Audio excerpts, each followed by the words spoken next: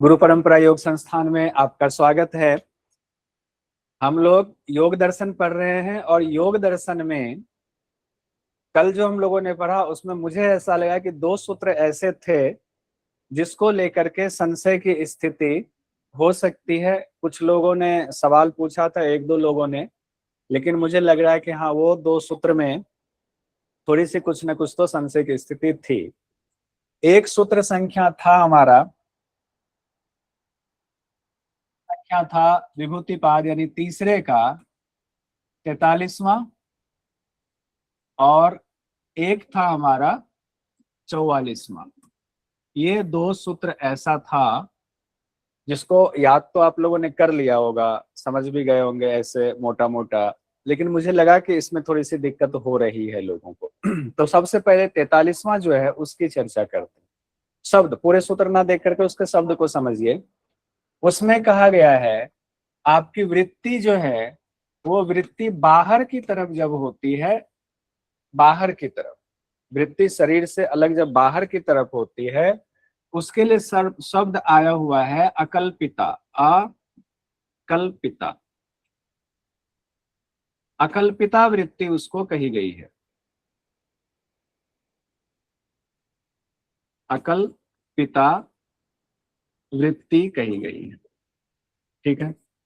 इसी के लिए अगला शब्द आया हुआ है, अकल्पिता वृत्ति को कहा गया है महाविदेहा। महाविदेह, यही अकल्पिता वृत्ति महाविदेहा है। अब यहाँ समझने में थोड़ी दिक्कत होती है। अकल्पिता वृत्ति, महाविदेहा वृत्ति, फिर उस वृत्ति पर संयम कर रहे हैं तो उसका फल कहा गया है कि प्रकाश पर परा आवरण क्षीण होता है। इस पर हम संयम कर रहे हैं और इस संयम का फल है प्रकाश पर परा आवरण खत्म होता है। प्रकाश का आवरण खत्म होता है, आवरण क्षीण होता है, ये बात कही गई है, ठीक है। अब इसमें समझने की जरूरत है ये अकल्पिता वृत्ति क्या है। पहले इस शब्द समझने की जरूरत है, अकल्पिता वृत्ति क्या है। अकल्पिता वृत्ति, पहले देखिए वृत्ति यहाँ दो प्रकार की कही गई है। इसको हटाएं तो एक हो गया आपका कल्पित वृत्ति और एक हुआ आपका अकल्पित वृत्ति। अब इसी में अ लग गया तो अकल्पित वृत्ति हो गया, जो कि ये वाला है। जब हम कल्पित वृत्ति समझ लेंगे तो अकल्पित वृत्ति आसानी से समझ में आएगा, फिर हम महाविदेहा समझ जाएंगे, फिर उस पर संयम और संयम का फल आराम से समझ जाएंगे। सबसे पहले कल्पित वृत्ति क्या है। अभी मेरा ये शरीर है, आप जितने लोग अभी क्लास में मौजूद हैं सबके शरीर हैं।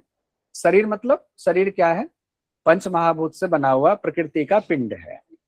लेकिन ये प्रकृति पिंड चल कैसे रहा है, मैं बोल कैसे रहा हूँ, ये एक्शन हो कैसे रहा है, किनकी शक्ति से हो रहा है, पुरुष की शक्ति से हो रहा है। ये दो चीजें क्लियर है।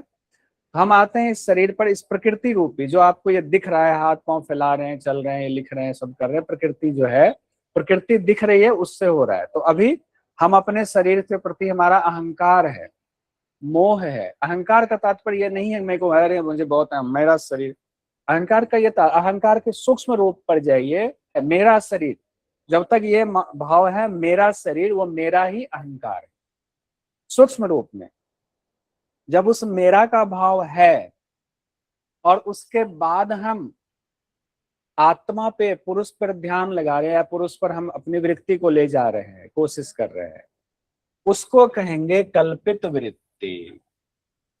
तो फाइनली हमें प्राप्ति क्या करनी है, हमें मोक्ष चाहिए। मोक्ष के लिए आत्मावस्था में अवस्थित होना है, लेकिन उस अहंकार के होते हुए शुरुआत तो हम वहीं से करेंगे। अहंकार है, अहंकार अचानक से खत्म नहीं होगा। अहंकार है, अहंकार के होते हुए जब हम आत्मा पे अपनी वृत्ति को ले जाने की कोशिश करते हैं, उसी के लिए कहा गया है कि शरीर में अभिमान होते हुए बाहर, शरीर से बाहर मतलब प्रकृति से बाहर जो तत्व है वो पुरुष, उस पर जब हम अपने चित्त को ले जाते हैं वो कल्पित वृत्ति कहलाती है। सिंपल सा कल्पित वृत्ति समझ में आ गया। बाहर से तात्पर्य कई बार हम ये सोच लेते हैं कौन सा बाहर, सूर्य चंद्रमा कहाँ बाहर, प्रकृति से बाहर, शरीर प्रकृति इससे बाहर, इससे बाहर क्या चीज है, पुरुष है। उस पुरुष पे ये मैं भोज वृत्ति आज मैंने अच्छे से पढ़ा। भोज वृत्ति में बहुत सिंपल भाषा में समझाया गया है। उसकी उसी की परिभाषा में आपको समझा रहा हूं। कल्पित हो गया, फिर अकल्पित क्या होगा? अकल्पित में कहा गया जब इस शरीर पर आपका कंट्रोल हो गया और मैं वाली मतलब ये अहंकार खत्म हो गया, मेरा शरीर, मैं शरीर, ये शरीर, अब उस पर सिद्धि उतनी हो गई आपकी कि अब आपको ये मोह नहीं रहा कि ये मेरा शरीर, आपने को पता चल गया नहीं ये तो प्रकृति है, हम तो पुरुष हैं। उसमें जब आपका अहंकार खत्म हो गया, उस अहंकार रहित, उसी के लिए शब्द किया गया, शरीर की अपेक्षा से रहित शब्द इस्तेमाल किया गया, जो सुनने में थोड़ा भारी भरकम लगता है। इस शरीर में अहंकार से रहित मन की जो वृत्ति है, जब वो आत्मा पर जाती है, जब वो आत्मा पर जा रही है, तब उसको अकल्पित वृत्ति कहा गया है। अकल्पित में क्या है? शरीर के प्रति कोई अहंकार नहीं। अब हमें आत्मावस्था में स्थित होना, हम आत्मा पे जा रहे हैं, आत्मा पे हम ध्यान लगा रहे हैं, आत्मा की तरफ हमारी वृत्ति जा रही है, सारी वृत्ति आत्मा की तरफ जा रही है, ये हो गया अकल्पित वृत्ति। उसी अकल्पित वृत्ति को महाविदेहा नाम से कहा गया है। महाविदेहा समझ में आ गया?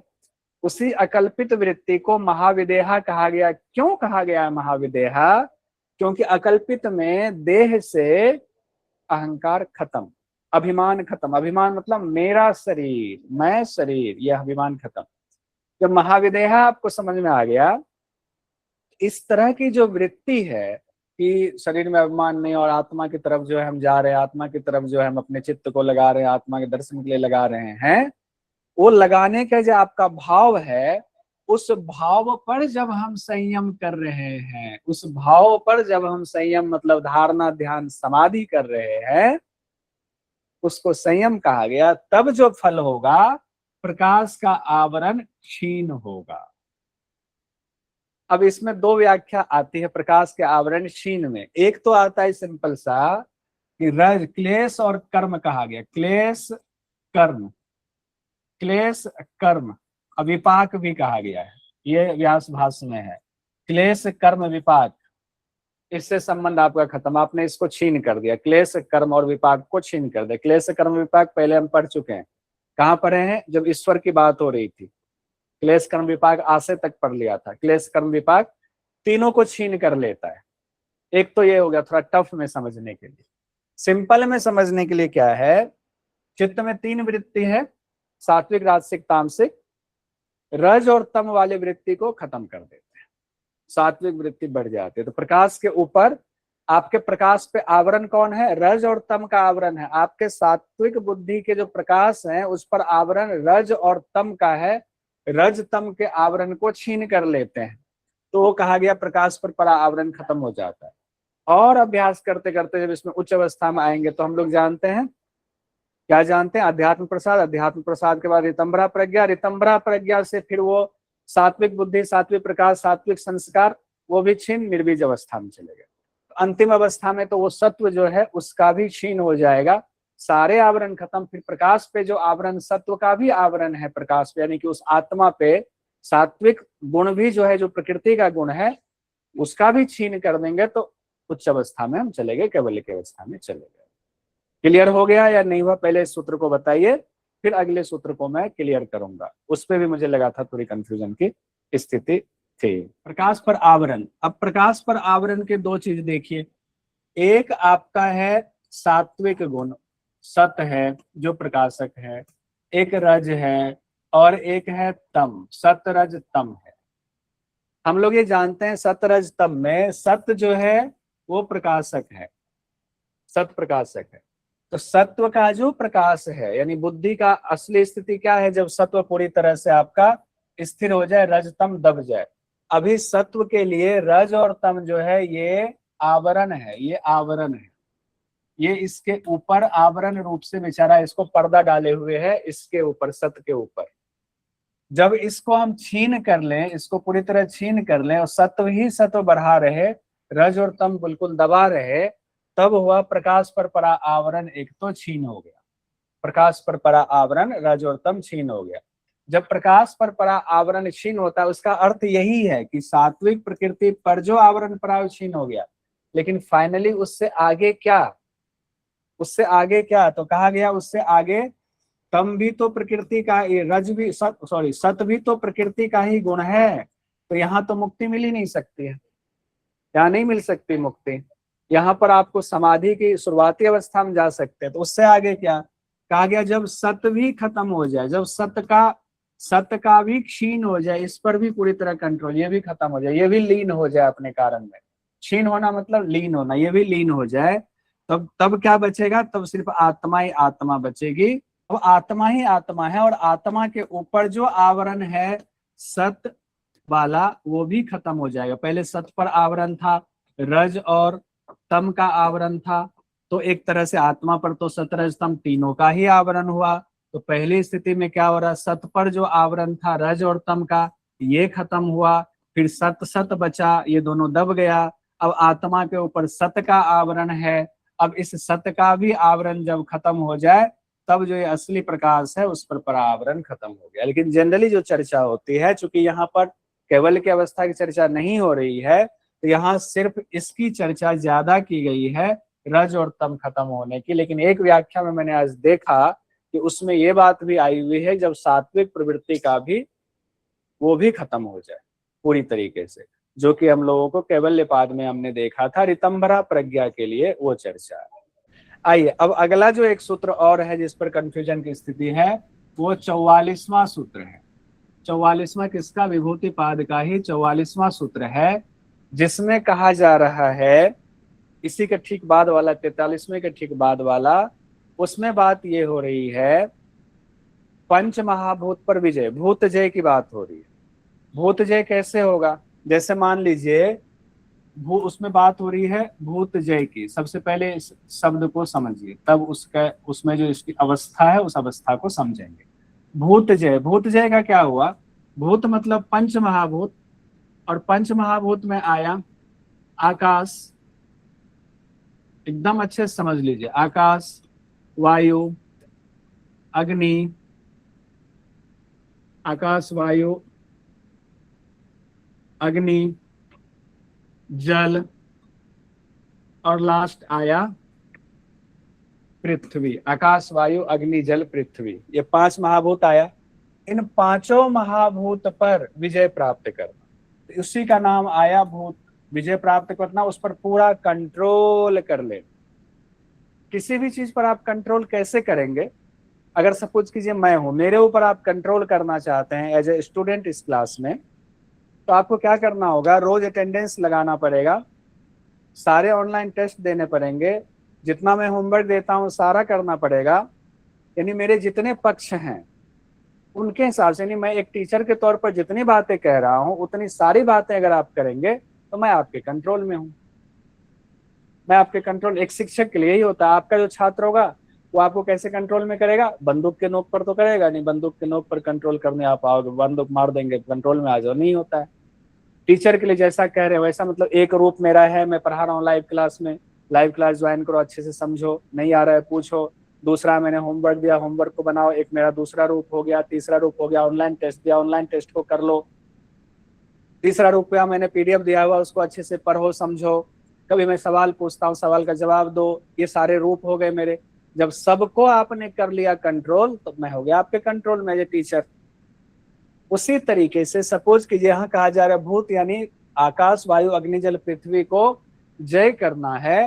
तो मान लीजिए कि हमें आकाश को जय करना है, तो आकाश के सभी रूपों को हमें कंट्रोल में करना पड़ेगा, यानी पूरा जानना पड़ेगा। कंट्रोल करने का मतलब पूरी तरह से जानना पड़ेगा। तो उसके एक एक चीज को जान करके जब साक्षात्कार कर लेंगे तो वो हो गया आकाश पर विजय प्राप्त। ऐसे बाकी चारों का करेंगे, 5 पर, पंच महाभूत पर विजय प्राप्त हो जाएगी। अब सवाल ये है कि आकाश के कितने रूप हैं, कितनी अवस्था है जिस पर हमें विजय करना है। तो 5 महाभूत की 5 अवस्था है, उस 5 अवस्थाओं को पूरी तरह से आपको जाना है। कौन सी 5 अवस्था है, इसकी भी 5 अवस्था, वायु की भी 5 अवस्था, अग्नि की भी 5 अवस्था, जल की भी 5 अवस्था, पृथ्वी की भी 5 अवस्था है। कौन सी 5 अवस्था है, तो कल हम लोगों ने इस पर चर्चा की हुई थी। देखिए क्या चर्चा हम लोगों ने किया हुआ था। पहला हम लोगों ने किया था स्थूल, स्थूल स्थूल की बात आई थी। फिर क्या था, स्वरूप, यही था, कुछ और था। फिर था सूक्ष्म था, फिर सूक्ष्म था, फिर उसके बाद चौथा था अन्वय, अन्वय, और पांचवा था अर्थवत्व, अर्थवत्व, ये पांचवा था अर्थवत्व। यही पांच था, 1 2 3 4 और 5, ये पांचों था। क्लियर है? आप मानते हैं? यही कल हम लोगों ने 44वें सूत्र में पढ़ा था विभूतिपाद के। क्लियर? थम्स अप कीजिए। ठीक है, अब सवाल ये पांचों जो हैं सभी भूतों की अवस्था है, उसका स्वरूप में सभी भूतों की ये पांचों अवस्थाएं होती है, यानी 5 भूत की 5 अवस्था, तो 25 अवस्था हो गई। कितनी अवस्था हो गई? कुल 25 अवस्था हो गई, क्योंकि पांचों के 5-5 अवस्था है। आकाश की एक अवस्था स्थूल होगी, आकाश की एक अवस्था स्वरूप होगी, एक सूक्ष्म होगी, एक अन्वय होगी, एक अर्थवत्व अवस्था होगी। मैं सबसे पहले आए, सपोज कीजिए स्थूल में कोई भी एक उठा लीजिए, आकाश ही उठा लीजिए, पहला तत्व है। आकाश का कुछ तो ये जगह घेरती है आकाश, आकाश मतलब हमारे शरीर में जो खाली स्थान है, अवकाश है, वो आकाश है। या मान लीजिए पृथ्वी लिया, पृथ्वी तत्व से जो मूर्ति बनी हुई है ये पृथ्वी तत्व दिख रही है। या मान लीजिए हमने अग्नि तत्व ले लिया, अग्नि का भी स्थूल होगा, अग्नि का स्थूल, इसको समझना और आसान है। अग्नि का स्थूल, अग्नि में मान लीजिए एक माचिस की तीली आपने जलाई, छोटी सी तीली जल गई माचिस की, तो ये इतना जो ये स्वरूप दिख रहा है, इतना जो ये दिख रहा है, स्थान घेर रहा है, माचिस की तीली का वो स्थूल हुआ। मान लीजिए हमने सूर्य ले लिया, सूर्य भी अग्नि है, अग्नि का ही रूप है, हम लोग जानते हैं। सूर्य ले लिया हमने, इस सूर्य का जो रूप हमें दिख रहा है, कितना स्थान सूर्य घेरे हुए हैं, यहाँ से इतना दिखता है, वैसे तो है कितना, वो हो गया उसका स्थूल, यानी एक तत्व का स्थूल हो गया जो जगह घेर रहा है। दूसरी बात आएगी स्थूल के बाद स्वरूप। तो ये पांचों तत्व में लागू होगा। जैसे मान लीजिए कि एक तत्व हमने उठाया अग्नि, अग्नि का हुआ, इससे जो दाह उत्पन्न होती है, इससे जो उष्णता, इससे जो गर्मी उत्पन्न होती है, वो उसका स्वरूप हो गया। जैसे जल है, जल जल ले लिया, जल में क्या है? स्नेहलता है, स्नेहलता हो गया। गीलापन जिसको कहते हैं, स्नेहलता हो गया या गीलापन हो गया, वो उसका स्वरूप हो। ये पांचों में है, ये बात मानते हैं कि नहीं कि पांचों तत्व में ये चीज है, पांचों तत्व में ये भी है, जगह घेरती है, पांचों तत्व में ये भी है। उसके बाद सूक्ष्म में आते हैं, उसके सूक्ष्म की चर्चा करते हैं। सूक्ष्म का मतलब कारण, जो जहां से उत्पन्न हुआ है वो उसका उसका कारण वो होगा। जैसे कि आकाश, वायु, अग्नि, जल, पृथ्वी 5 महाभूत है, ये उत्पन्न कहाँ से हुए हैं? तो ये उत्पन्न हुए हैं तन्मात्रा से। तन्मात्रा, तो तन्मात्रा को कहा जाएगा कारण, तन्मात्रा को कहा जाएगा कारण। क्या कहा जाएगा? कारण। तो अब पांचों के हम जानते हैं, पांचों तत्व का तन्मात्रा से संबंध है। आकाश का शब्द से तन्मात्रा क्या है? शब्द, स्पर्श, रूप, रसगंध। आकाश का संबंध शब्द तन्मात्रा से है, इसका कारण हो गया। वायु का है स्पर्श हो गया, वायु का स्पर्श है,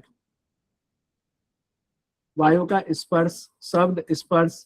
अग्नि का हो गया रूप तन्मात्रा, शब्द स्पर्श रूप, इसका रस हो गया। और पृथ्वी का हो गया गंध तन्मात्रा, ये भी हम जानते हैं। इतनी चीजें हम जानते हैं पहले से। तो सूक्ष्म में आ गया, जो कारण है जहां से उसकी उत्पत्ति हो गई वो सूक्ष्म हो गया। अब आते हैं अन्वय पर। अन्वय शब्द संस्कृत के हैं, थोड़ा भारी लग सकता है, लेकिन समझ जाएंगे, दिक्कत नहीं होगी। अन्वय में क्या होता है? हम जानते हैं प्रकृति के जितने तत्व हैं, 24 तत्व, 25वां तो पुरुष है, 25वां को छोड़ दो, जो 24 तत्व है प्रकृति के, उस सभी तत्वों में क्या है? सत, रज, तम है। क्या है? सत, रज, तम है।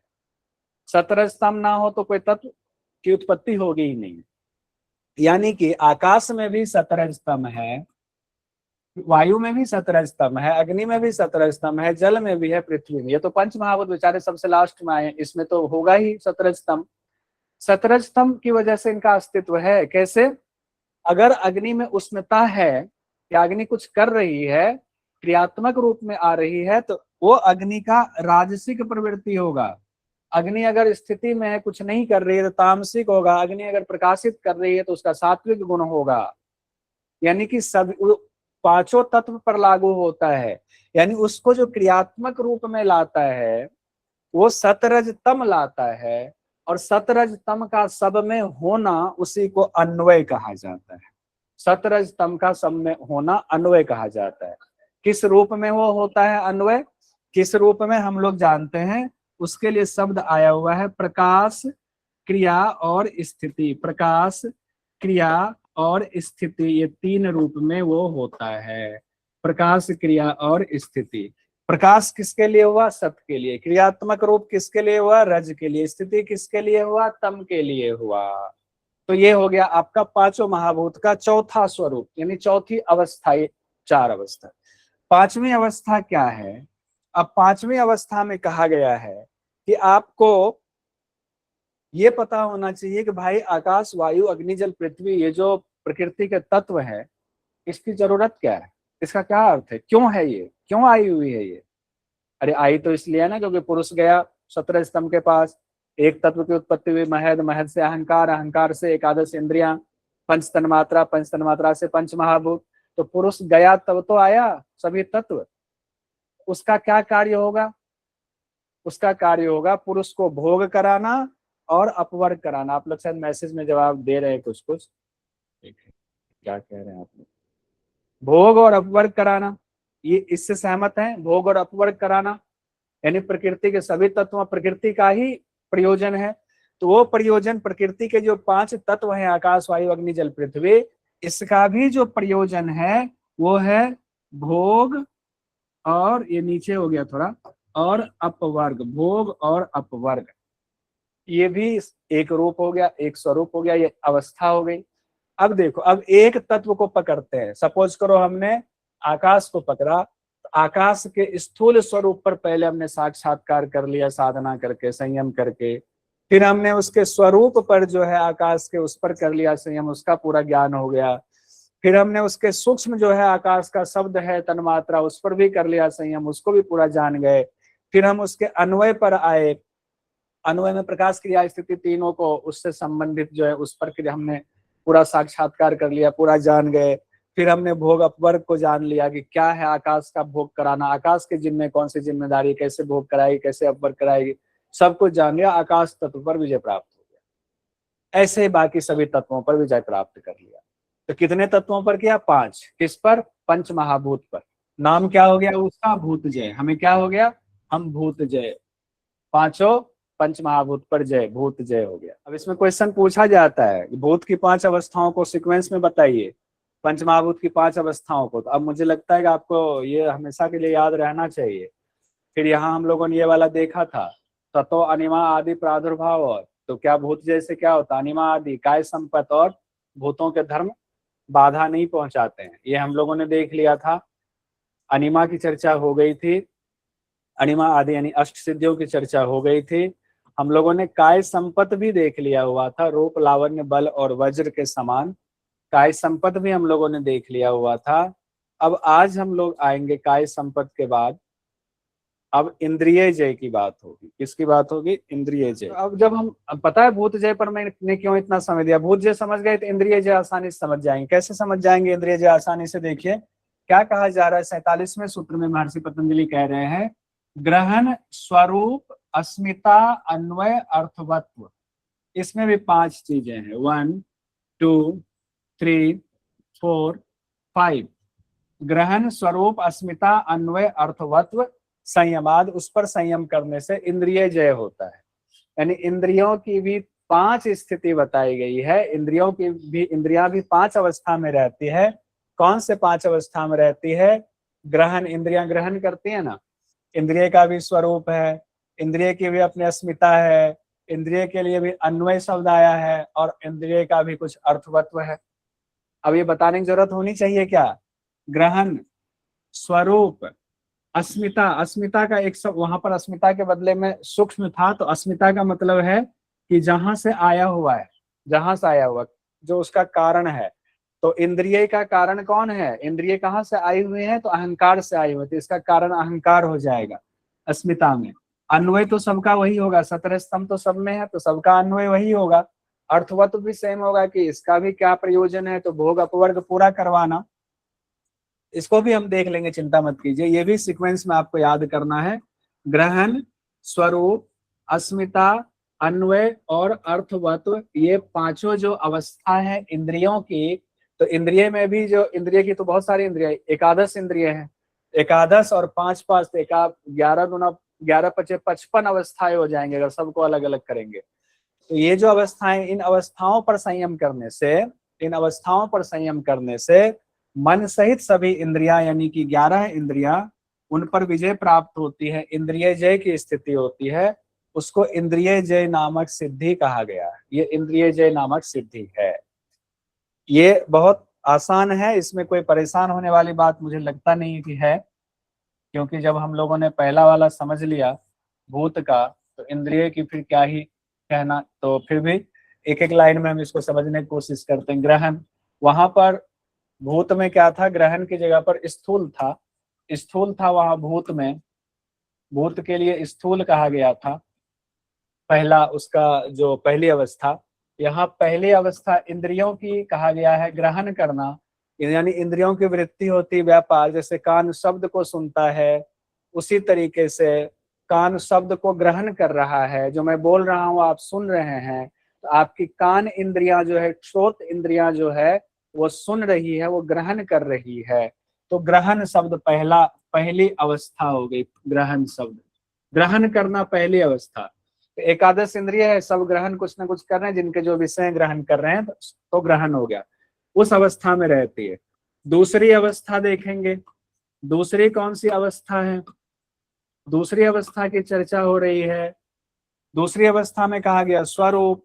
स्वरूप कैसे होगा, इंद्रियों का प्रकाशत्व ही उसका स्वरूप है। जैसे नेत्र का रूप, नेत्र का रूप, कान का शब्द सुनना, और रूप और शब्द ये सब कहा गया है, ये स्वरूप में आ जाता है। वहां सुनने की, ग्रहण करने की क्षमता से बात ली गई है, ग्रहण करने की क्षमता से ली गई है, यानी वो जो क्रिया हो रही है, सुनने की क्रिया हो रही है, लेकिन सुनने की शक्ति जो है, उस शक्ति को यहाँ पर कहा गया है कि वो स्वरूप है। सुनने की शक्ति वाली क्रिया जो है वो ग्रहण में आया, और स्वरूप में जो वो सुनने की शक्ति है वो स्वरूप में आएगा। ठीक है। तीसरा है, तीसरी अवस्था, तीसरी अवस्था है अस्मिता। अस्मिता के लिए हमने कह दिया, जो जहां से उत्पन्न हुआ है कारण जो है, वही उसके लिए अस्मिता होगा। जैसे पंच महाभूत के लिए अस्मिता तन्मात्रा था, क्योंकि तन्मात्रा से पंच महाभूत उत्पन्न हुआ। उसी तरीके से जो एकादश इंद्रिय हैं, इनके लिए अस्मिता हो जाएगा अहंकार, क्योंकि अहंकार से सब उत्पन्न हुए हैं। तो अहंकार की बात यहाँ पर आई हुई है।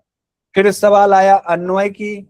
अन्वय जो चौथी अवस्था है, फोर्थ अवस्था है, इसके इंद्रियों की। तो अन्वय में फिर वही बात आती है, सतरजतम। तो कोई भी तत्व प्रकृति का ऐसा नहीं है जिसमें सतरजतम ना हो। तो सतरजतम, और वही सतरजतम क्रिया करवाती है, प्रकाशित करती है या स्थिति में रखती है। तो वो जो तीनों चीजें जो सब में शामिल हैं, वो हो गया अन्वय के रूप में। और अगला है अर्थवत्व। अर्थवत्व का वही हाल है, पुरुष को भोग और अपवर्ग दिलाना। ये तो प्रकृति के सभी, पूरे प्रकृति का ही ये जो है उसका प्रयोजन है, भोग और अपवर्ग कराना। ठीक है, बहुत बढ़िया हरीश से, भोग अपवर्ग कराना, इस मैसेज में। अब बताइए, इसको समझने में कोई दिक्कत हुई, इंद्रिय जय को समझने में? उसी तरीके से समझ लीजिए, इंद्रिय के जो पांचों अवस्था हैं, उस पर जब हमने संयम करके पूरी तरह उसको कंट्रोल कर लिया, अब किधर से भी भागने का रास्ता उसको नहीं है, कहीं भी हमारे कंट्रोल से वो बाहर नहीं, क्योंकि उसके सारी अवस्थाओं को हमने कंट्रोल में कर लिया। अब पूरी इंद्रियां कंट्रोल में आ गई। अब जैसे हमने देखा था, भूतजय होने पर तीन चीजें होती हैं, भूतजय होने पर तीन चीजें होती है। तो यहाँ भी कुछ हो रहा होगा, इंद्रिय जैसे भी तो कुछ सिद्धियां प्राप्त होंगी। कहा गया ततो मनोज वित्वम, ततो मनोज वित्वम। मनोज वित्वम मतलब क्या होता है, अब देखेंगे मनोज वित्तम का अर्थ देखेंगे। पहले देख लेते हैं क्या तीन चीजें हो रही हैं, कौन सी तीन सिद्धियां प्राप्त हो रही हैं। तो पहला हुआ मनोज वित्तम, दूसरा हो गया विकरण भाव, दूसरा हो गया विकरण भाव, तीसरा तीसरा हो गया प्रधान जयस्व। तीसरा क्या हुआ, प्रधान जयस्व, प्रधान जयस्व। तीन चीजें हो गई। अब आपके क्वेश्चन में आ सकता है इंद्रिय जैसे, इंद्रिय जैसे प्राप्त कौन कौन सी सिद्धियां हो रही? इंद्रिय जैसे प्राप्त मनोजवित्वम, विकरण भाव, प्रधान जैसे। अब इसका अर्थ हम बाद में देखेंगे, पहले एग्जाम की दृष्टि से याद कर लीजिए। पहला आया हुआ है मनोजवित्वम, मनोजवित्वम आया हुआ है पहला। शरीर की गति मन के सदृश गति हो जाती है, ये कहा गया। इसका अर्थ शरीर की गति मन के समान हो जाती। मन पर जीत लिया ना, मन उस इंद्रियों का स्वामी है, वहां से लिया हुआ है। शरीर की गति मन के समान हो जाएगी। अब यहाँ हम सोच रहे हैं, यहाँ बैठे हुए हैं और पता चला कि कौन कौन लोग हैं यहाँ इसमें। हाँ, साक्षी गिरी जी ने होमवर्क नहीं किया, नहीं भेजती मान लीजिए होमवर्क। मन की गति एक समान है, मन ने सोचा साक्षी जी के पास सीधे उपस्थित हो गए, अगर ऐसी सिद्धि है तो साक्षी जी, अरे सर आप आ गए, हाँ कहाँ होमवर्क, होमवर्क होमवर्क कहाँ है, होमवर्क कहाँ है?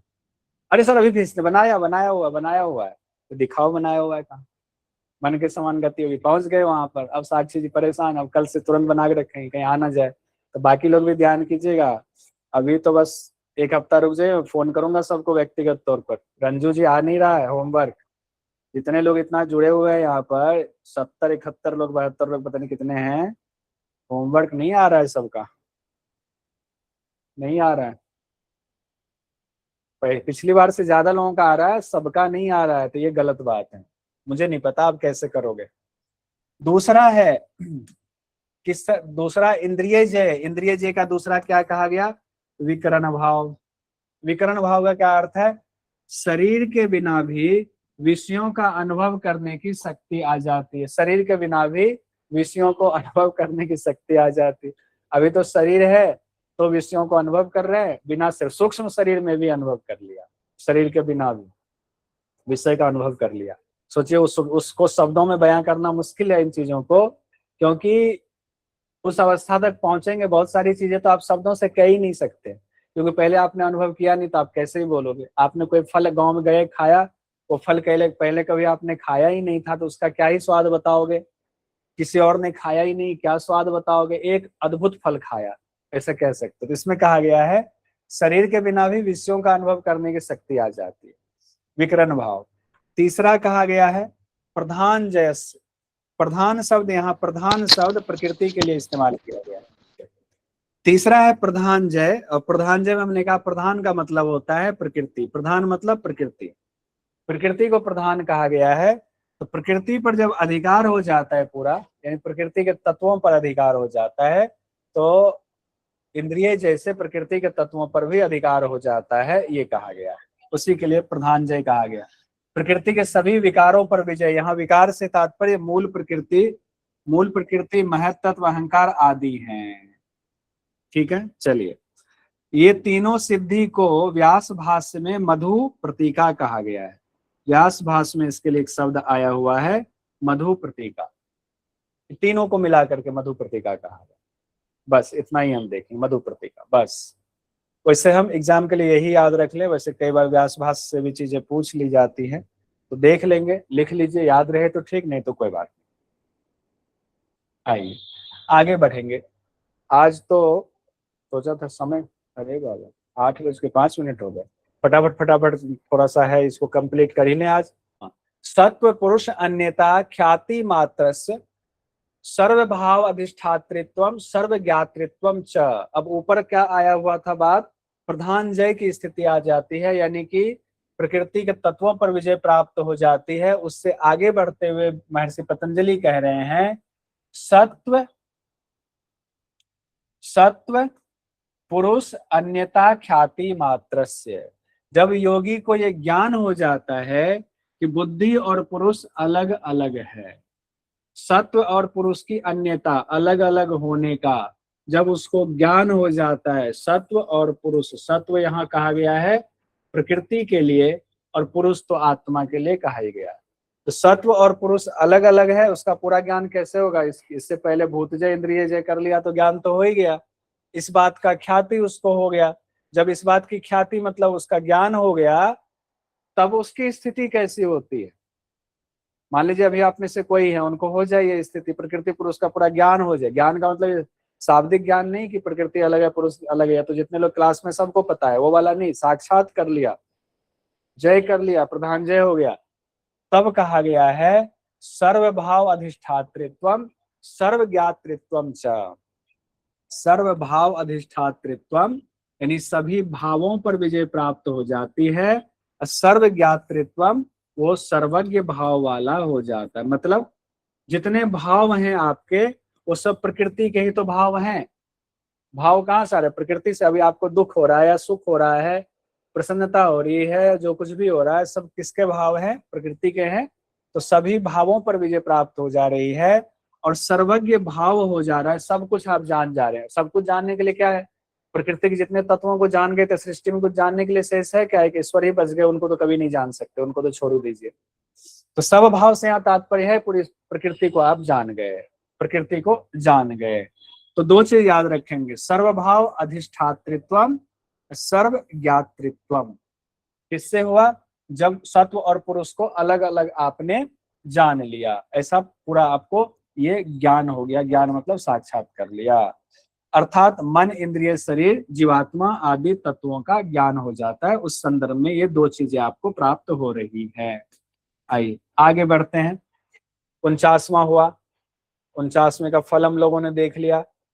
अब फिर कहा जा रहा है, ऊपर जो आपको बताया गया सर्व अधिष्ठातृत्वम और सब ज्ञातृत्वम, सब जान गए, अधिष्ठातृत्व हो ही गया, सब जान, वो दोनों चीजें अभी देखा हमने। उसी के लिए कहा जा रहा तद, कहा जा रहा तद। तद मतलब तब, जब वो ऊपर की बातें ऊपर से यहाँ जोड़ेंगे तद को ऊपर से। तद वैराग्यात अपि दोष बीज क्षय कैवल्यम। तब क्या स्थिति होती है? तब आपका वैराग्य शुरू हो जाता है जब आप अलग अलग प्रकृति पुरुष को जान लेते हैं। पता चल जाता है ये हमारा अपना नहीं है, कोई संबंध नहीं था, हम गलती से इसमें फंस गए थे, अविद्या की वजह से हम फंस गए हुए थे। तब उससे फिर आपका निवृत्ति हो जाएगी, निरोध हो जाएगा चित्त की वृत्तियों का, वैराग्य हो गया। तद वैराग्य, जैसे ही वैराग्य हुआ तब क्या होता है? दोष रूपी जो बीज है उसका क्षय हो जाता है। दोष रूपी बीज का क्षय हो गया। अभी तक दोष है हमारा, इस शरीर को अपना मानना, ये हमारा दोष है, उस दोष का क्षय हो गया। दोष रूपी बीज का क्षय हो जाता है, तब किसकी प्राप्ति होती है? कैवल्य की प्राप्ति होती है। तब किसकी प्राप्ति होती है? कैवल्य की प्राप्ति होती है। तद वैराग्यात, जब प्रकृति पुरुष को अलग अलग जान लेते हैं, सर्व अधिष्ठातृत्वम, सर्व ज्ञाता हो जाते हैं, सब जान जाते हैं, तब कहा गया, तब पूरी तरह वैराग्य हो जाता है। पूरी प्रकृति से वैराग्य होने के बाद जितने दोष हैं, बीज हैं, दोष रूपी बीज, वो क्षय हो जाता है। और क्षय होते ही क्या होता है? कैवल्य की प्राप्ति हो जाती है। क्लियर है? क्षय होते ही कैवल्य की प्राप्ति हो जाती है।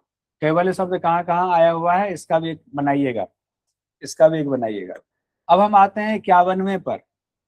51वें सूत्र में महर्षि पतंजलि कह रहे हैं, स्थानीय उपनिमंत्रणे संगम स्मय अकर्णम पुनः अनिष्ट प्रसंगात। यानी कि आपकी जो स्थिति प्राप्त हुई, आप इतनी उच्च अवस्था में आप पहुंच गए, अभी हम लोगों ने देखा इतनी उच्च अवस्था में आप पहुंच गए। कैवल्य का मतलब ये नहीं है कि शरीर त्याग देना, ध्यान रखिएगा।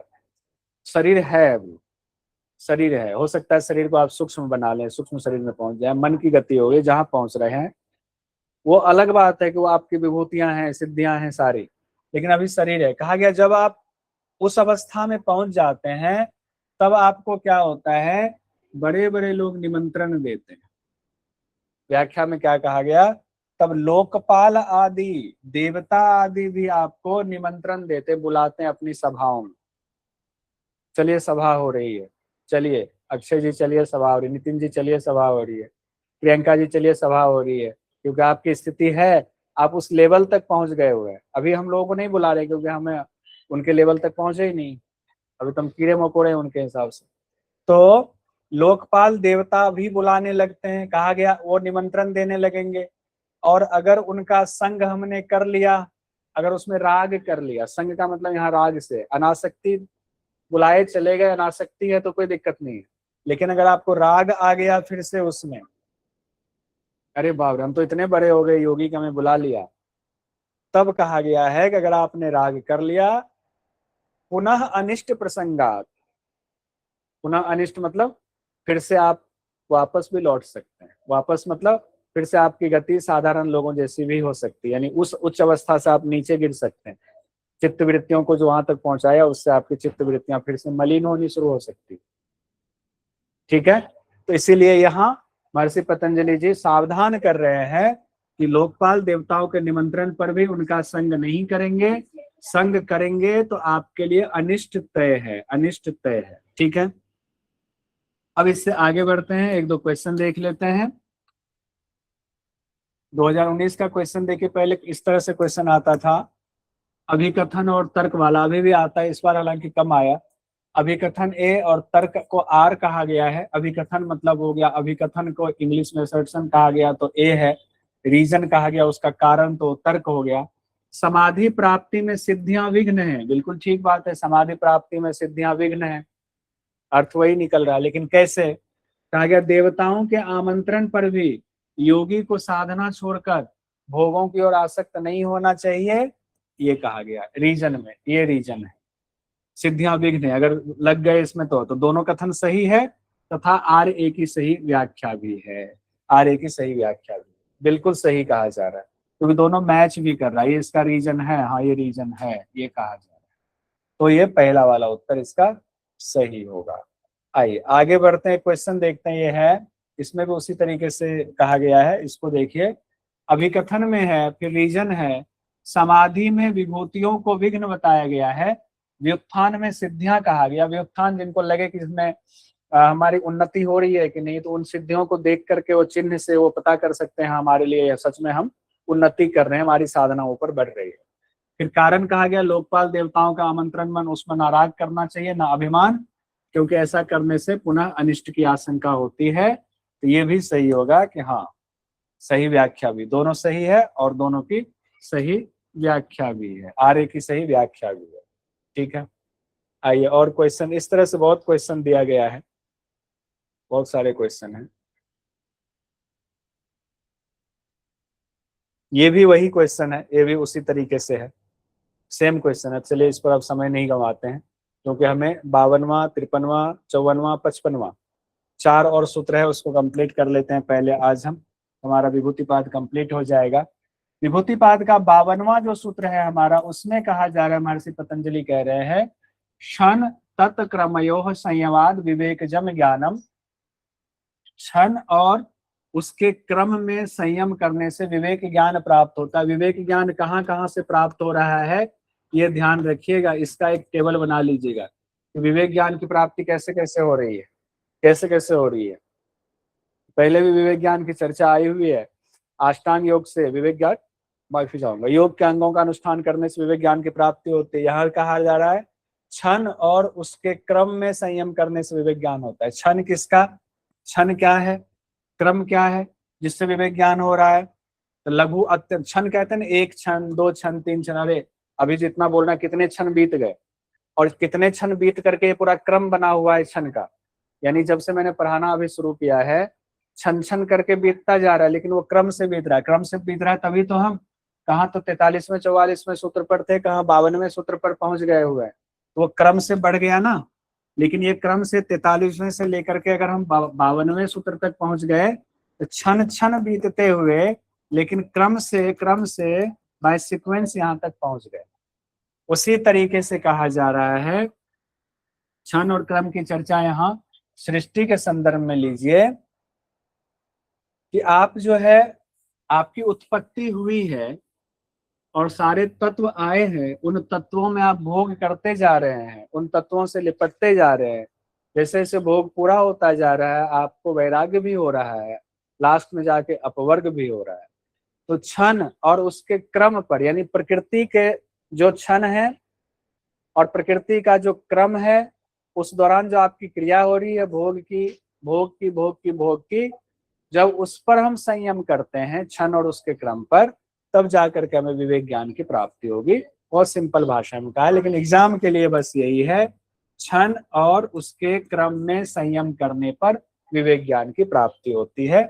सिंपल, क्षण और उसके क्रम में संयम करने पर विवेक ज्ञान की प्राप्ति होती है। और साधन पाद में कहा गया योग के अंगों का अनुष्ठान करने से विवेक ख्याति होती है, उसको ध्यान रखिएगा। अब यहाँ पर उसमें ये कहा गया था 28वां वाला, उसको छोड़ देते हैं, सीधे हम लोग आते हैं 53वें पर। 53वें सूत्र में विभूति पाद में महर्षि पतंजलि कह रहे हैं, क्या कह रहे हैं विभूति पाद में। अब उससे आगे की बात होगी, किससे आगे की बात होगी, क्योंकि आपको विवेक ज्ञान की प्राप्ति हो गई हुई है क्षण और उसके क्रम पर संयम करने से, कि विवेक ज्ञान का क्या लक्षण, वो जो विवेक ज्ञान प्राप्त हुआ उसका लक्षण क्या है, कैसे पता चलेगा विवेक ज्ञान प्राप्त हुआ है। कहा गया जाति लक्षण देशेर, जाति लक्षण देशेर अन्यता अनवच्छेदात तुल्ययोः ततः प्रतिपत्ति, यानी कि जाति लक्षण देश भेद से, जाति लक्षण और देश के भेद से जो मिला हुआ था, जिसको अलग अलग करना मुश्किल था, अब वो भी विवेक ज्ञान के द्वारा साफ साफ नजर आने लगा है। वो भी विवेक ज्ञान के द्वारा साफ साफ नजर आने। यहाँ तीन चीजें, तीन शब्द है, समझिए। पहला है जाति, दूसरा है देश, दूसरा है लक्षण, जाति दूसरा है लक्षण, तीसरा है देश का। जाति लक्षण और देश। तो एक उदाहरण बहुत विद्वानों ने दिया हुआ है, आंवले का उदाहरण दिया। जैसे व्यास भाष्य में एक आंवले का उदाहरण लिया गया। एक आंवला है, जाति और लक्षण में समान है दोनों, जाति और लक्षण में समान। आंवले का मतलब क्या है, अब इसको अच्छे से और समझिए सरल भाषा में। मान लीजिए एक आंवला दिल्ली के एक पेड़ से हमने तोड़ा, एक आंवला हमने तोड़ा बंगाल से तोड़ करके लेकर आए, एक आंवला हमने उत्तराखंड से तोड़ करके ले आए। अब 3 आंवला हमारे पास है। अब मुझे ये पता है कि ये आंवला मैंने बंगाल से लेकर आया हूँ, ये दिल्ली वाला है, ये उत्तराखंड वाला है, ये मुझे पता है क्योंकि मैं लेकर आया। अब उसको तीनों को मिला दिया, तीनों आंवला ऐसे ऐसे कर दिया, अब ऐसे रख दिया, तीनों आंवला है। और तीनों आंवला जो है, कोई बात नहीं, परेशान मत होइए, तीनों आंवला जो है, आंवला की तो जाति एक ही है, आंवला के लक्षण भी एक ही होंगे। लक्षण क्या होंगे, खट्टा ही होगा, आंवला खट्टा, खट्टा ही लक्षण होगा। लेकिन देश जो है सबका अलग अलग है। तो जाति देश, जाति लक्षण और देश जो है, देश अलग है। अब मान लीजिए आपको बुलाया प्रियंका जी को, प्रियंका जी से हमने कहा प्रियंका जी तीनों आंवला रखा आपके सामने, मुझे बता दीजिए, थोड़ा सा धुंधला हुआ होगा लाइट जाने आने की वजह से। तो प्रियंका जी से हमने कहा, प्रियंका जी एक बात बता दीजिए, जो तीनों आंवला है, कौन सा आंवला कहाँ का है बता दीजिए। प्रियंका जी कहेंगे ये कैसे हम बताएं, आंवला है, आंवले जाति का है, लक्षण जानते हैं खट्टा है, चटनी बना लीजिए, अचार बना लीजिए, मुरब्बा बना लीजिए, किस देश का है कैसे पता चले, तीनों चीजें मिक्स हैं इसमें। हमने कहा हाँ ये तो सामान्य बुद्धि वाली बात होगी, नहीं पता चलेगा। लेकिन एक व्यक्ति को बुलाया, सपोज कीजिए नीतू जी को बुलाया, नीतू जी ने विवेक ख्याति किया हुआ है, प्राप्त है उनको, उन्होंने क्षण और क्रम पे संयम करके विवेक ख्याति की प्राप्ति हो गई। नीतू जी तीनों आंवले को देखेंगी, कहेंगे अच्छा सर ये दिल्ली वाला आंवला है, ये आंवला आप बंगाल से लेकर आए हैं, और ये आंवला आप उत्तराखंड से लेकर आए हैं। वो तुरंत बता देंगे, यानी कि उनको विवेक ख्याति मिल गई। हम समझ जाए हाँ इनको विवेक ख्याति मिली। सामान्य बुद्धि से पता नहीं चलेगा, विशेष बुद्धि से। विशेष बुद्धि क्या, विवेक लक्षण से, विवेक ज्ञान से पता चलेगा। उसी के लिए कहा गया है कि देश जाति लक्षण और देश भेद से जो मिला हुआ था, जिसको अलग अलग करना मुश्किल था, लेकिन विवेक ज्ञान होने पर वो साफ साफ नजर आने लगा कहाँ से कौन था, उसको भी हमने अलग अलग कर लिया। 54वां है तारकन सर्व विषयम सर्वथा विषयम चेती विवेकजम ज्ञानम। एक तो विवेक ज्ञान का लक्षण देख लिया हमने, पता लगा लिया कि आंवला कहाँ कहाँ का है, कहा होगा क्या, क्यों विवेक ज्ञान मान लीजिए नीतू जी को हो गया तो क्या ही मिलने वाला है उनको, अरे केवल में उन्नति होगी, कैसे होगी, वो विवेक ज्ञान तारने वाला है भव सागर से, इस भव सागर में जो आप फंसे हुए उससे आपको तारने वाला है, इस प्रकृति में उससे बाहर निकालने वाला, केवल प्राप्ति दिलाने वाला है। फिर कहा गया सर्व विषयम, सभी विषयों को जानने वाला है, सबको जानने वाला है, यानी सभी तत्वों को जानने वाला है, सबको जानने वाला। सर्व विषयम सर्वथा शब्द हो गया है, सबको जानने वाला, सब प्रकार से जानने वाला सर्वथा हो गया, सब प्रकार से जानने वाला। और विषय अक्रमम, बिना क्रम के जानने वाला सभी विषयों को। तो कितनी चीजें हो गई, 1 2 3 और 4 चीजें हो गई। विवेक ज्ञान से क्या होगा, सब कुछ जान जाएगा। ठीक है, लास्ट कहा गया जब सब कुछ वो जान गया हुआ है तब वो क्या करता है, सत्व पुरुषयोः शुद्धि साम्ये कैवल्यम इति, सत्व और पुरुष की पूरी तरह से शुद्धि हो जाती। सत्व मतलब प्रकृति, सत्व मतलब प्रकृति, परेशान मत होइएगा। सत्व मतलब प्रकृति, पुरुष तो आत्मा हो ही गया आपका, पुरुष तो आत्मा हो ही गया। दोनों की शुद्धि हो जाती है समान रूप से, साम्य, दोनों की समान रूप से शुद्धि हो गई। इसने भोग अपवर्ग करा दिया, इनकी शुद्धि हो गई। पुरुष ने भोग कर लिया, अपवर्ग कर लिया, उनकी शुद्धि हो गई। उस अवस्था का नाम कहा गया कैवल्यम है। उस अवस्था का नाम क्या है, कैवल्यम। दोनों की समान रूप से शुद्धि, कैवल्यम। आइए यहाँ पर हमारा विभूतिपाद संपन्न हो गया है। कैवल्य शब्द कहाँ कहाँ आया हुआ वो भी देख ही लीजिए एक बार, तो इतना पढ़ा हुआ है। एक तो आया हुआ था दूसरे के 25वें में, जिसमें कहा गया तद अभावात संयोगा भावो हानम तदृशे कैवल्यम, प्रकृति पुरुष के संयोग का अभाव हो जाए तो क्या होगा, कैवल्य की प्राप्ति होगी। उसी बात को कहा गया है यहाँ पर, तद वैराग्यात अपि दोष बीज क्षय कैवल्यम। और फिर इसी बात को 25वें वाले को फिर तीसरे रूप में यहाँ कहा गया है, तीसरे के 55वें में, सत्व और पुरुष की जब समान रूप से शुद्धि हो जाती है तब वो कैवल्य की अवस्था होती है। अब इसको यहीं पर हम लोग छोड़ेंगे। कुछ एक दो सवाल है जो हम एक ही सवाल है, एक ही कर ही लेते हैं बाद में जब, और पूरा कंप्लीट करेंगे हम लोग इसके सारे पीवाईक्यू तो बाद में देखेंगे। ये है योग सूत्र के अनुसार, एक समान प्रतीत होने वाली वस्तुओं में जो उनके भेदों को प्रत्यक्ष करा दे उसे क्या कहते हैं। एक समान प्रतीत होने वाली वस्तुओं में जो उनके सभी भेदों को प्रत्यक्ष करा दे उसे क्या कहते हैं, ज्ञान, विवेक ज्ञान, प्रातिभ ज्ञान, तारक ज्ञान। अभी हम लोगों ने देखा नीतू जी को विवेक ज्ञान हुआ, तो हो गया विवेक ज्ञान वाला।